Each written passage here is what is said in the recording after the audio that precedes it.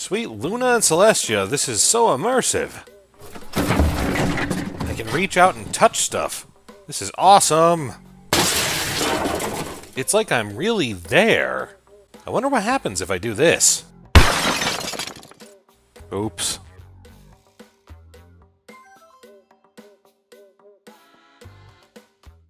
Yeah, so ample warning, make sure you have plenty of space to move around before you start using this device. As you can tell, we're going to be talking about the PlayStation VR that recently came out for the PS4. This includes the PlayStation VR Worlds disc that comes with it. I'm going to hold off on talking about demos for the PlayStation VR because, well, they're just that, demos. I already know that they're making some games for the system itself, such as Batman Arkham Asylum and Resident Evil 7. Personally, I'm looking forward to Eve Valkyrie, as well as the Riggs Mechanized Combat League that are coming out for the system. I've even heard some rumors of playable demos for Final Fantasy XIV in VR. Still, that's a ways out. But I'm going to reserve my opinions for the full games once they're released. So, PlayStation VR. Where should I start? I do advise that you take the time to read the directions and set this up correctly, as well as have the space to move around. Most of the games are made for you to be able to sit down in, but you're going to need to be in direct view of your PlayStation camera in order for the device to track you correctly. If you have a desk chair that swivels, that's probably the best thing for you to sit in. The headset is not wireless. It actually connects to an additional processing unit that you hook up to the PlayStation. This in tandem is also hooked up to your television set as well. You may not necessarily need it hooked up to the television in order to play. However, people aren't going to be able to tell what you're doing otherwise. Unless you like leaving your friends in the dark and also flailing around like a crazy person, then have at it. While wearing the device while it's on, you will see the PlayStation menu. True VR is not going to be seen unless you have a VR game in play. You can either buy the headset alone, or you can also buy it with several PlayStation Move controllers. Remember those things for the PlayStation 3? The ones with the ping pong balls at the end of them? Yeah, they actually found a use for them.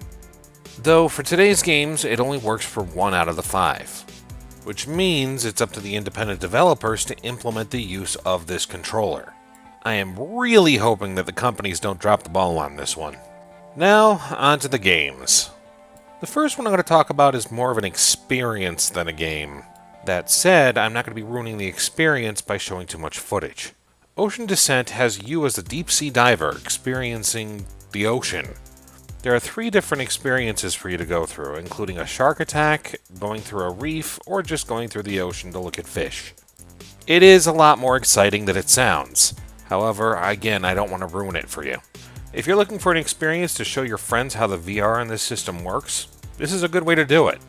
The next few games are simplistic.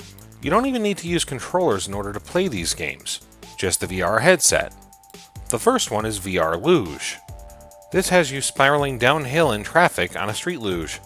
You control moving left and right by tilting your head. There is a little bit of weight to how much you tilt your head, and the tracking is rather sensitive. I found the game to be quite fun and immersive, but I also found it to quickly make me nauseous. After a while, I also got the feeling that I might give myself whiplash. Apparently, you get bonuses in time for passing checkpoints, and you also trying to avoid hitting obstacles, which will take away from your time. I don't think they really thought this through, because obviously you're going to be jerking your head back and forth with a heavy headset on. I would rather not give myself a real injury for trying to avoid fake traffic. Which brings us into the next one. Danger Ball. This is a 3D table tennis kind of game. This one's a bit more physics-oriented, but still only requires the headset. If anybody here remembers the old Power Glove game for the NES, this is kind of the same premise. The point of the game is for you to bounce the ball back and forth between you and the AI opponent.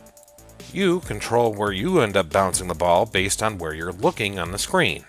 As long as you can anticipate where the ball is going, you can knock it back to the opponent or try to get it into their goalpost. There's also a way for you to be able to put spin on the ball, basically by catching it at an angle and then moving your head as it hits you. This game, however, is another one of those ones which can make you disoriented really quickly. Do not feel the need to have to move your head too much. You just need to be able to catch the ball and then knock it back to them. There are 6 different AI opponents, each one with their own gimmick. You have to get a score of 6 points in order to move on to the next round. The next game is actually pretty fun. It's an exploration game known as Scavengers Odyssey. This is a sci-fi experience where you, the scavenger, are piloting a salvage ship. This one not only has a full 360-degree view, but as well it has a 360-degree movement spectrum. Not only are you moving around across whatever surface that you're moving on, they're expected to have you think non-linearly, using tools such as your jump, your grappling hook, and your weapons in order to clear different areas. This one is one of the more developed games in the system, and it carries an interesting story behind it as well. While this game only uses the PlayStation controller, it actually emulates the control scheme. I find it amusing that while you were holding those buttons, you can actually watch your hands doing the same thing on the screen. This game is also visually stunning. While it does suffer from reuse of various assets, it actually has a very developed background. Though I do find that there are one or two points where you wish you had more control. Flying through space, I wish I had more control over the vehicle, but I also understand that they have to have places for cutscenes. As well, when you're flipping around with the jump command, it expects you to jump from not only floor to floor, but walls and ceilings as well. Spiraling around like that can give you a bit of vertigo. I still find this to be one of the more fun games in the system so far, and I encourage people to play through the entire thing. Just don't be afraid to take a break. They did break it up into chapters for this reason. The last game is the London Heist, and I find this one to be the most fun of all. This game works best while using the two PlayStation Move controllers. This was just pure fun. While this is a short experience, it doesn't overstay its welcome, and it shows off everything that the PlayStation VR can do. Each controller allows you to move one hand, and pulling the trigger on each hand allows you to grip and interact with different things in your environment. Now, it didn't quite give you the freedom to be able to interact with everything, but they did their best in order to make the experience immersive. The environments are beautiful, well detailed and textured. I found myself reaching out to touch things at times, but I was brought right back into the experience by the acting. This was experiencing a well-written short story that dictates a London heist. The cinematic parts drew me in just as much as the action. And there was plenty of action, and plenty of things to interact with. From fussing around at a desk under gunfire, trying to crack a safe at the same time as trying not to die, an entire room full of Russian mobsters trying to stop you from obtaining your goal, leading on to another gunfight that takes place in the downtown highways of London, being chased by both trucks and motorcycles while trying to make a clean getaway. I don't want to spoil how the game ends, but oh my god, this was definitely well worth it. I obviously would recommend this game for anybody to play. How would I rate the experience overall so far? I'd find it well worth it. This is not just some gimmick, it is true virtual reality.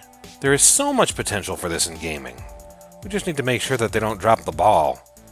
At this time, however, the one biggest problem is the price point. Not only do you have to have a functional PS4, which, well, isn't cheap in itself, the headset system alone costs $399. If you're going to get this yourself, I would suggest saving. I would suggest finding a friend who owns it first, though, to try it out. And for those who don't have that much of a disposable income, well, you may want to wait until the price drops. Anyway, this has been Deckard Spade, and thanks again for staying a while to listen.